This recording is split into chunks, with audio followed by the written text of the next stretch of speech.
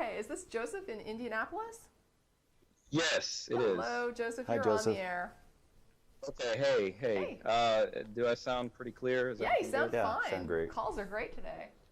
Cool, awesome. So I'm gonna just jump right into this. I don't want to waste too much time. I am a secular humanist atheist, so I don't have any challenges for you on the existence of God, unfortunately. That's okay.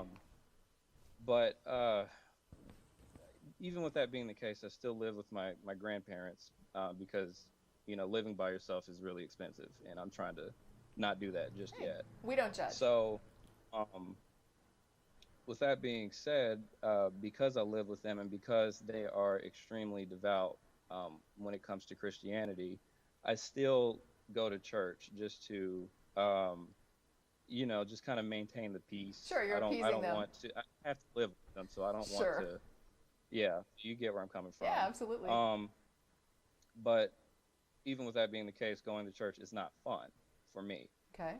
So one thing that I do while I'm there to kind of pass the time is I write down every single argument and Good. every single scripture and every citation from the Bible that the pastor cites, and I look for inconsistencies, leaps of logic, things like that, just to kind of give me something to do. Yeah. And last week, we had a guest pastor there, but he said something, and the feedback from it was kind of terrifying in a way. But I have the quote here, if I can read it. Sure, to you, go for it. Okay. He says that I believe that college professors actively try to undermine the faith of our believers, and that that these religious courses are a ticket to hell. This kind of stuff is. I used to be a Pentecostal Christian, so I mean, this Oh, isn't wow. foreign to Okay. me. Right. Yeah, yeah, Yeah. that's the fun line, I know.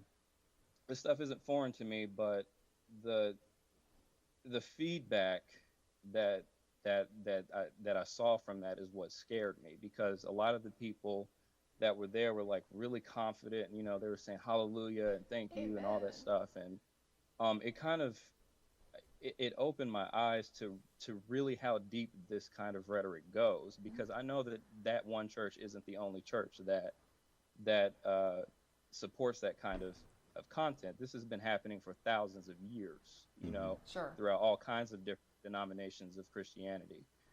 But nevertheless, because I was in there and because I, was shaken up by that, I kind of feel like this fire was sparked, where I really, as a humanist who cares about people and mankind in general, I really, really, really want to do something to counter that. Good. To just kind of dismantle that willful ignorance, because I think that it kind of stagnates intellectual achievements and things like that. Yes. But the problem is that what I want to do is tantamount to trying to dismantle Mount Everest with a pickaxe. And I really don't know how to even begin doing this. Okay. I guess I wanted some guidance from you guys. Okay. as You're to- identifying as secular humanist, right? Yes. Okay. And so are you a member of a secular humanist group? Not directly. I mean, there's some groups on like Facebook that Okay. I'm part of, but not like I don't actually go to any. Okay. You're in Indianapolis. That's not a small city, No, not at all. right? So here's the thing, right? We all start out as people being dependent, right? Like we're born and we're completely dependent on someone else. And then as we get older, we develop into independent people, right? And so you're at an age where you're an independent person. Yes, you have interactions with people with dependencies, like you talked about, you're living, with your grandparents and whatnot, but for the most part, you are an independent person. And when we work toward a goal as an independent person, we can be productive, but we can be far more productive when we become interdependent and we work with groups of people that have a common goal. So I think what you'll find is that right now you're saying, I'm sitting here and I see this mountain and I feel like I'm attacking it with this pickaxe, and I, like John Henry, you're going to blow your heart out, right? I mean, Yeah. you can't take on the mountain alone and win. So what you need to do is connect with other people that are already working on initiatives right? Because I guarantee you that in a city the size of Indianapolis, there are people that are already have some groups set up. And on the one, there's a couple things you can do with them. Once you get involved with them, you can assess what they are doing already. Like, what are their goals? So, for example, the Atheist Community of Austin, one of our missions is separation of church and state. So we're very supportive of groups like Texas Freedom Network that police the school system to try to make sure that the conservative right agendas don't get into our schools. And we're not as effective necessarily as we could be, because a lot of that did get in. But the point is, there are groups working towards these things. So when you start to find out what's in your area, I would start Googling, like, for your local area, like humanists, free thought, atheist, agnostic, just whatever words of secular or skeptic. Yeah. Right, that's another term. And there are groups that use all these labels, and they're groups that would probably be sympathetic to the cause that you're talking about. If you go into those groups, number one, they may have already initiatives that you identify with and that resonate with you, that you can then participate in and become active in. But if they don't have something like that, you may have, at that point, a group of people that you can mobilize toward this thing. So you can then say, look, I really like your group. I think you're a great group of people. I think I could work with this group. What I'm interested in seeing is a counter anti-intellectualism, right? Like, I'm very disturbed by the anti-intellectualism that I'm seeing in these churches. That's what resonates with me. That's what I would like to confront. And I'd like to see if I can start up maybe a group for that. And here's some ideas for initiatives. Or maybe you could meet with the group and say, does anybody have ideas for things that we can do to counter this? But once you get in there and you start getting with other people, that's when you become even more empowered, because you get other ideas, other brains working toward the same goal, and it's not just you. And suddenly it's 5 or 6 pickaxes, right, working on the mountain. Right. And then you call a group that's down the road that has a similar interest, that's for education and science, like, what is the is there CSI, or what's the group? CFI, the Center for Inquiry.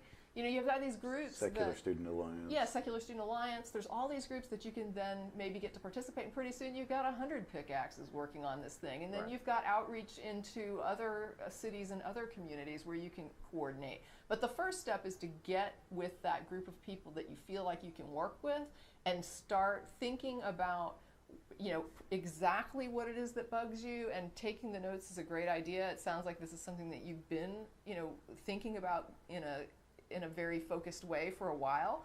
So think about what would you like to do and instead of how do I dismantle this, what kind of things could you promote that would counter this, right? Like for example, if I don't like the right-wing agenda that's promoted in the science classrooms to sort of go after evolution, maybe I need to be promoting like a science agenda. Maybe I need to start working with groups that deal in the sciences in my area and start lectures or community awareness raising on the point about, like, what is evolution and how science is under attack. Like, you get that information, get somebody from Texas Freedom Network to come and talk, at a local group in Indianapolis about what they deal with there and how this, has national impact.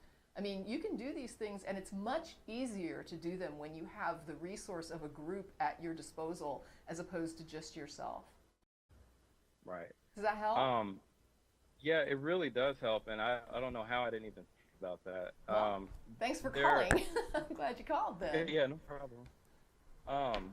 There's still I'm not trying to like make an excuse for why I shouldn't do this or anything like that, because more than likely I'm going to do it. But the reality of the situation is that I can say, both from observation and from experience as a Pentecostal Christian, that I don't even want to limit this to preachers, because the Bible itself kind of reinforces this too. Like, you have 1 Corinthians chapter 1, 18 through 21 from Paul, like, I will destroy the wisdom of the wise and things like that. Don't use your mind. That'll just mess you up. It's really well seated in the theology. Yeah. And that's the thing. Like, I am going to try, because I do feel obligated to, in a way, as a humanist, to do what's best for, or to do what I think is best for everyone. but it's like the moment you start to gain a voice and you start to raise criticisms about, Christianity specifically, it doesn't even matter if you don't attack anybody. Like if you don't say anything bad about anybody and just limit your arguments to the Bible itself, there will be millions of people who just immediately, by virtue of the fact that you are not a Christian, reject everything that you say. They won't even allow themselves to be open to criticisms for what they want to believe. And like I said, I can say this from experience. No, I wouldn't argue with you because I know exactly what you're talking about. Everything that comes out of your mouth is just Satan. Yeah, exactly. Like I just want to sin and I want to make the world. You've been deceived, haven. and what you have to say doesn't matter. Yeah. So is it just kind of like you just ride out the storm and hope that eventually something sticks? Or well, you can't always change what's in someone else's head. I mean, if this is about deconverting, but that's kind of why I was recommending what I was recommending. If you're against intellectualism, then I would say rather than going and fighting head to head with people that are anti-intellectuals, because that's, like you say, somebody that's saying they don't trust reason, you already got a road over there with trying to convince them that you're right by using reason. So I would say rather than go and try to have productive conversations with people that reject reason, you do to promote intellectualism, like promote learning, promote critical thinking. That's the way to go. Bolster these things and reach out to people in the community to help encourage the things that are positive that are not aligned, I guess, to the anti-intellectualism. The more we can marginalize these dangerous perspectives of, for example, don't reason. Reason's a dangerous, deadly, poisonous thing. I mean, that's a toxic view in itself. And so when you're trying to combat that, you're not going to make too much headway trying to reason with that person that's promoting that, but you can make some headway in promoting reason and promoting critical thinking and promoting intellectualism outside that community to the point that you marginalize. It's like, fine, then we'll have this little, Westboro Baptist Church can sit there with their 20 members and, pick at the funerals, whatever they're going to do. But they're certainly not going to grow with that doctrine. And so that's kind of what I think we need to do. We may not be able to change what is in most cases when it comes to something like this, but we can certainly change the environment to make sure that this thing doesn't grow. And that's what's important. Okay. That is perfect, Tracie. You were on it. Thank you so much. Sure.